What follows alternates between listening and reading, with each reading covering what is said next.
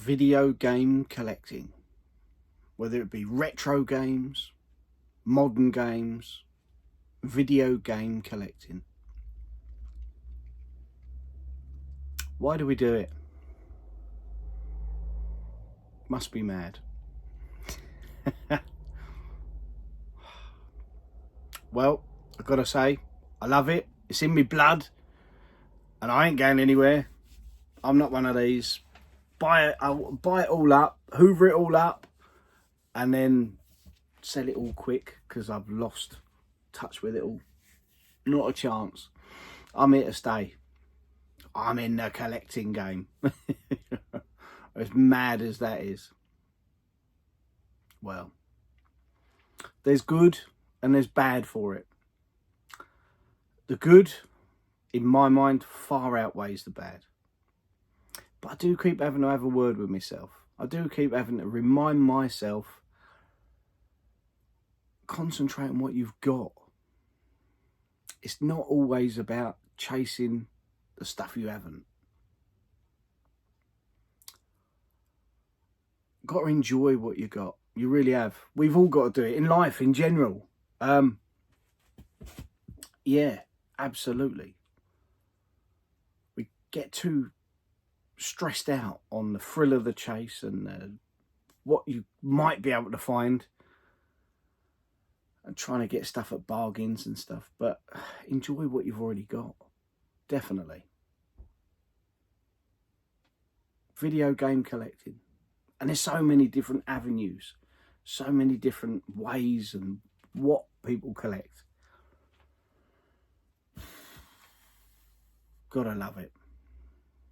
As I sit up here looking around the room, the museum, I just, I absorb it all in.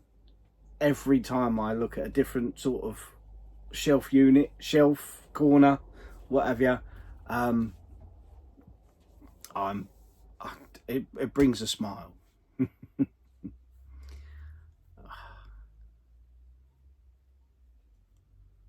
Now, whatever you collect, get the most out of it. Like I say, there is good. Go off in different tangents, different sort of avenues with your collecting, whether it be boxed, complete, mint, sealed, cut only, disc only even. Whether you go for different consoles, original consoles, modded consoles, whatever you collect, video game related. On the Vimto.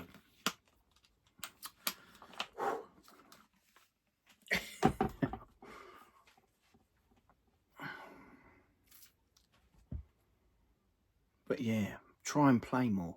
Definitely. Try and play more of your collection. Enjoy it. Get in amongst it. Whether you've got a collection of 10 games, 100 games, 1,000 games, 10,000 games. Every now and again, just get in amongst it. Pull out a few games, look at the artwork, and remind yourself why you do collect. Because so many people, unfortunately, keep them all locked up in boxes and out of the way. I wish I had a proper game room. It's not going to happen anytime soon. I'm happy with my little loft museum. But yeah, just remind yourself. If nothing else, it might give you the enthusiasm to keep going or to start up collecting again.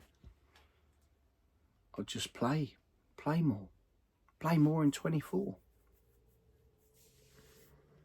Now, there are some shady goings on with collecting. There are some bad sides to the collecting. As I say, people get too het up in trying to tick them all off the list. They buy in a rush, spend too much money they haven't got, and then get pranged out, and within no time they want to sell it all. Don't look at video games as commodities, as investments, because they could easily drop in price as much as they go up in price. So it's a dangerous game. Collect because it's a hobby. You're interested in it because you like doing it. And if it turns around that they're worth more when you come to sell them, then happy days. But don't just collect for the sake of a price tag, because like I say, the arse could fall out of it all and people move on to the next best thing. Another bad side is people trying to palm off games that have got fake inlays, manuals, and for the astronomical prices that games are going for nowadays. You can see why people are doing it, why they're taking to selling fake inlays with games, with cartridges, or going to CEX and trying to pull a fast one and whacking a game to them on trade. You've got to remember, someone somewhere out there will be trying to buy that game and they're going to get stung. Yes, CEX are going to pay you out, but they're more than likely going to try and charge their profit on top, and then someone unsuspecting customer's going to come along and buy some fake inlaid, manualed, whatever it may be. So, you know, you're just passing on, and it leaves a bad taste. Now this week I've come a cropper, as they say. I've experienced it, and I've experienced it a few times before, ordering games through CEX, and it pisses you off, trust me. But now I'll give this guy, it was on eBay, and I alluded to it in a previous video. I had a game on order, and I thought it was an absolute billy bargain, and it was coming to me at somewhere in the region of about 35 quid. For a boxed game with cartridge, no manual, and I thought I could live without the manual, because box complete and in nice condition, it's over 100 quid. And you don't see it. It's not rare, but it's one of the rarer titles about on the Sega Mega Drive, PAL version. So I thought, for that sort of money, happy days, proper chuffed. So when the parcel arrived earlier on this week, I delicately opened it up, and it was well wrapped up, nicely bubble wrapped, all secure. And I've opened it up and had a look. Like I say, it was just cartridge, box game, Normies, Beach Babe Arama. I haven't seen it many a time. The cartridge has got some sticker damage, but I thought, you know, it's a placeholder if nothing else. Can whack it on the shelf. Happy days. It's one ticked off the list. And then I thought, something not quite right there. And I thought, ooh, hang on a minute. See the bottom of that inlay? And then you go around to the front and it's got the telltale trim along the bottom. And I'm thinking, fuck my life. And then initially I thought, ooh, I took the paper out, feel the fibre of the fabric. And I thought, oh, well, that could be a real one, just been chopped. And then I soon realised that, no, it's shit. Load of shit. No. The Mega Drive sign is all off. In the flesh, it looks terrible. It has been chopped. The paper feels like modern gloss paper. It's a load of shit. So anyway, give the benefit of the doubt to the eBay seller. Message him and just send him a picture, and I went, look, come on, mate. This is faker than fake. I can't have it in my collection. I just can't do it. What we going to do? And he went, held his hands up and he went, look, I traded in loads of games, got loads of voucher, bought some big hitters through CEX, and that was one of them. And now I need the dosh, so I'm just selling a few off. So fair play, give him the benefit of the doubt. And I said, look, it's a bit of a ball ache sending it back. Let me ponder on it. So I thought about it and I thought, well, for 35 quid, it's a placeholder. And then I thought, but then I'm not going to put that on my, even crunches up, not right. I'm not even going to put it on my shelf. And I thought, well, I can just lob the cartridge by. Someone's selling the cartridge for about, or trying to, about 70 quid on the bay. So I thought, I can just keep the cartridge by 35 quid. So I messaged him back the next day and said, look, I'd be happy in keeping it, but it'd be nice to get a bit of a discount. I'm not happy paying what I want it for. If I can get a bit of a discount, happy days, I'll keep it. Sling you some good feedback, jobs are good. So that's what we did. But so he's a bit of an unsuspecting customer that got caught out, and then so am I. So what goes round comes round. You know, it leaves a nasty taste.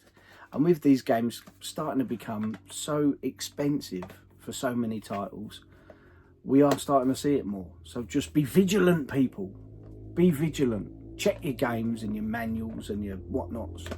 Make sure you're getting proper stuff, unless you know it's fake.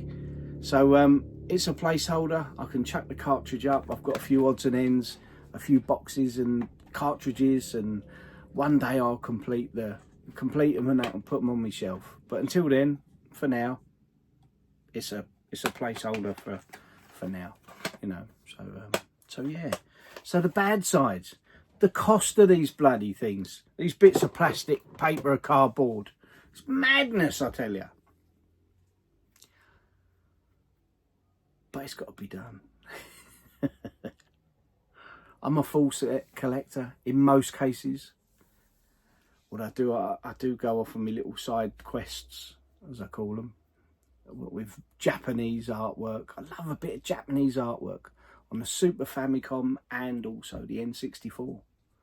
Everything of mine is PAL UK versions. Anything you could have bought in good old Woolies, Dixons or Boots back in the day, I'll collect it, love it.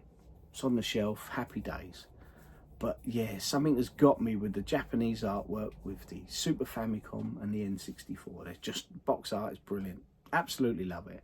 And that's one thing I love about collecting. People do go off on the little side quests, and whether you collect the games, the consoles, the variants, whole world sets, or just subsets like horror games and sports games, whether it be wrestling or football, or you know, there's so much variety in it. Collecting it could be just an absolute minefield.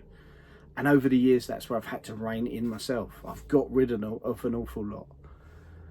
At one stage, I had less than half of the collection, you know, because I'd cut it right back. I'd gone from 4,000 games, 4,500 games, I think it was, somewhere like that, back to sort of just under 2,000 games, because I wanted to sort of focus a bit more. Even now I'm guilty of it. I can't focus. I just can't do it.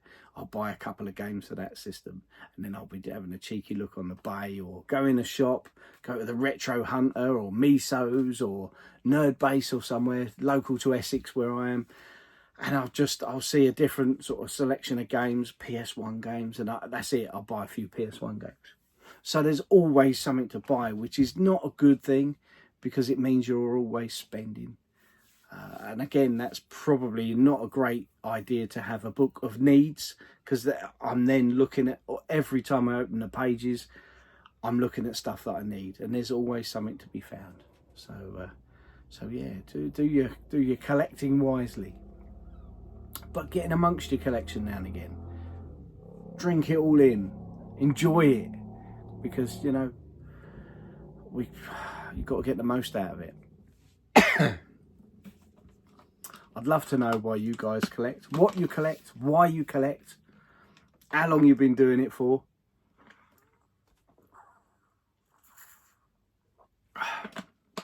And can you see yourself still collecting in the next 10 years, 15 years, 20 years? If I'm still here, yes, I will be. As mad as my family think I am, it's got to be done, isn't it? I'm in it for the long haul. So yeah. One thing is awkward for some of the big boy collectors out there, and new girl collectors, is space quite often. No matter what you've got, whether it's 100 games, 10 games, 1,000 games, 10,000. Sometimes you get to a point where your bookshelf is full up, you ain't going to get any more on there. You've then got to extend it out, and then space becomes an issue. And that can be a big problem. some money, space, fake stuff. People trying to mug people off. So yeah, but still gotta love it. Just have your wits about you, peoples. Know what you're buying. Make sure it's pucker. Just keep going. Don't spend beyond your means. That's definitely wise words, because I'm guilty of that myself. Really am. Yep, a few times we've got in trouble. But, you know, we've got a bit near the mark, spending money on bloody plastic and cardboard. But it's got to be done. So yeah, if you can let me know what you collect, why, can you see yourself collecting in another decade or so? And the good and the bad and the ugly about collecting for you. It's a good talking point. Put up a VR by all means. Whack a video up in response. Be interesting to see, watch and get a discussion going. So yeah. So as I sit up here, pondering, wasting my life away, looking at cardboard and plastic. I'm loving life, living my best life and all that. Well, anyway, I'll see you all soon. Till the next time. Bye-bye.